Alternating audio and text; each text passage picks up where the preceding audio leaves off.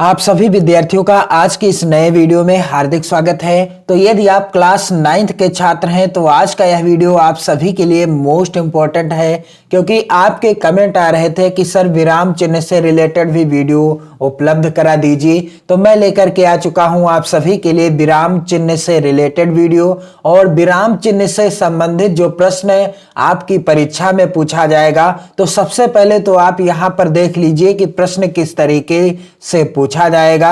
यहां पर आप देख सकते हैं इस मॉडल पेपर के द्वारा यहां पर आपको दिख रहा होगा प्रश्न संख्या 15 के अंतर्गत उसका विद्यालय कहां है।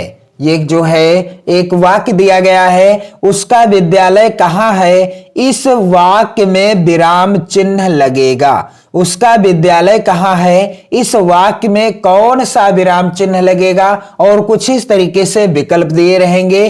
पहला विकल्प है प्रश्नवाचक, दूसरा है पूर्ण विराम, तीसरा विकल्प है अल्प विराम और चौथा विकल्प है योजक। तो उसका विद्यालय कहां है, इस वाक्य में कौन सा विराम चिन्ह लगेगा, यहां पर प्रश्न किया जा रहा है उसका विद्यालय कहां है। कोई आपसे पूछ रहा है, उदाहरण के लिए कोई आपसे पूछ रहा है कि उसका विद्यालय कहां है, तो आपसे क्या हो रहा है, प्रश्न हो रहा है।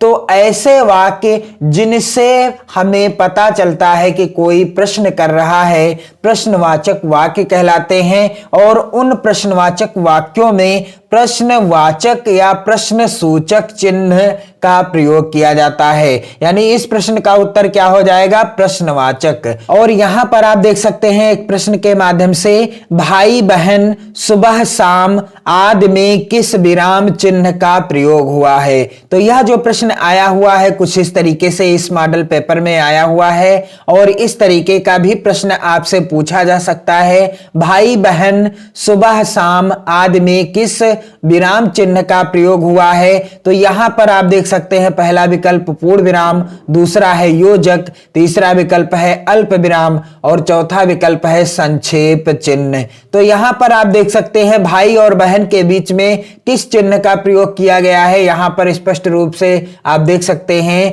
योजक चिन्ह का प्रयोग किया गया है। इस प्रश्न का उत्तर क्या हो जाएगा, योजक हो जाएगा, यानी योजक चिन्ह का प्रयोग किया गया है। तो मैंने आपको बता दिया है कि किस तरीके से आपसे प्रश्न पूछे जाएंगे आपकी परीक्षा में। तो चलिए विराम चिन्ह क्या है या विराम का अर्थ क्या है जान लेते हैं। विराम का अर्थ है रुकना या ठहरना। विराम का अर्थ क्या है, रुकना या ठहरना। किसी भी भाषा को बोलते समय बीच बीच में या अंत में, किसी भी भाषा को बोलते समय बीच बीच में या अंत में हम कुछ क्षणों के लिए रुकते हैं। जब हम किसी भी भाषा को बोलते हैं तो कभी कभी हम बीच बीच में रुकते हैं और कभी कभी हम अंत में कुछ क्षणों के लिए रुक जाते हैं, अर्थात एक भाव की अभिव्यक्ति के बाद कुछ देर के लिए रुकते हैं। अर्थात जब हम किसी एक भाव की अभिव्यक्ति कर चुके होते हैं तो कुछ देर के लिए रुकते हैं और यह रुकना ही क्या कहलाता है, विराम कहलाता है। और इस प्रकार से रुकना ही क्या कहलाता है, विराम कहलाता है। और विराम का अर्थ क्या होता है, रुकना या ठहरना। और अंग्रेजी में हम कह सकते हैं स्टॉप। अंग्रेजी में क्या कह सकते हैं, स्टॉप कह सकते हैं। इसका भी अर्थ होता है रुकना या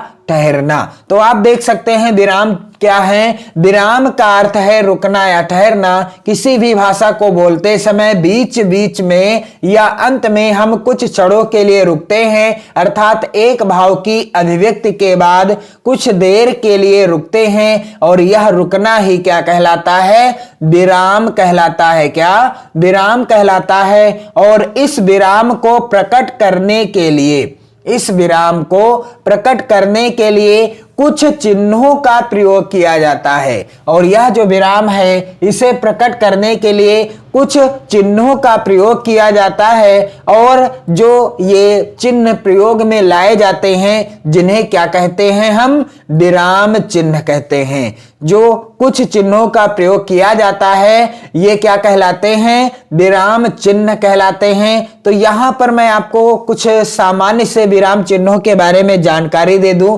क्योंकि यदि आपकी परीक्षा में यहां से प्रश्न बने तो आप प्रश्न का उत्तर जरूर दे सकें। तो प्रमुख विराम चिन्ह निम्नलिखित हैं। आपकी पाठ्य पुस्तक में जो विराम चिन्ह निर्धारित हैं क्लास 9th में, तो कुछ महत्वपूर्ण विराम चिन्ह यहां पर मैं आपको बताऊंगा और इन्हें आप जरूर तैयार कर लीजिएगा।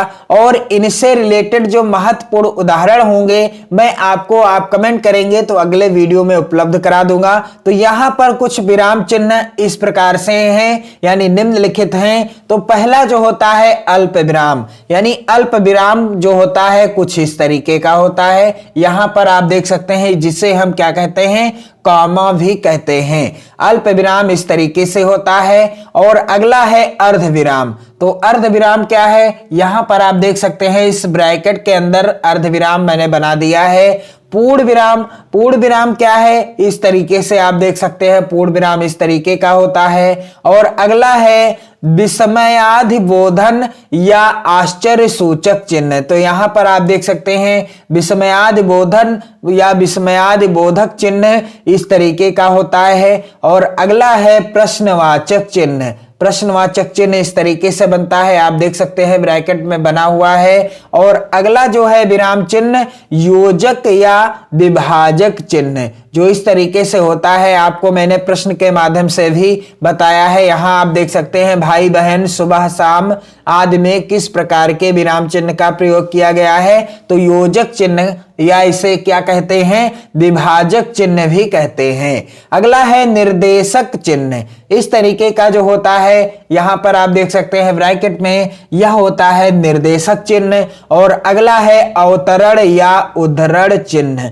अवतरण या उद्धरण चिन्ह यहां पर आप देख सकते हैं, ये बना हुआ है अवतरण या उद्धरण चिन्ह, कुछ इस तरीके से बनते हैं। और यहां पर अगला जो विराम चिन्ह है संक्षेप सूचक चिन्ह। संक्षेप सूचक चिन्ह इस तरीके से होता है, जैसे मान लीजिए आपको लिखना है डॉक्टर, तो आप शॉर्ट में इस तरीके से लगा देते हैं और डॉक्टर मान लिया जाता है। तो यहां पर आप जो देख रहे हैं ये चिन्ह लगा हुआ है, ये क्या है, संक्षेप सूचक चिन्ह है। और अगला है हंस पद या काक पद।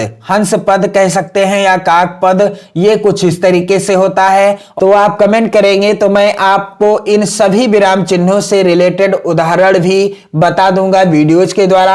आप इस वीडियो को अपने मित्रों में ज्यादा से ज्यादा शेयर करें और वीडियो को लाइक करने के साथ साथ कमेंट भी करते रहें। अपनी पढ़ाई को आप बंद बिल्कुल ना करें, क्योंकि अब जो मौसम है ठंडी का मौसम है और इस समय आपके विद्यालय में छुट्टियां भी चल रही हैं और आपको इन छुट्टियों का लाभ भी उठाना है।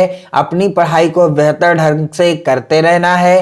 तो आपको इस वीडियो को शेयर भी करते रहना है। पढ़ते रहिएगा, मस्त रहिएगा और छुट्टियों का लाभ उठाते रहिएगा। जय हिंद।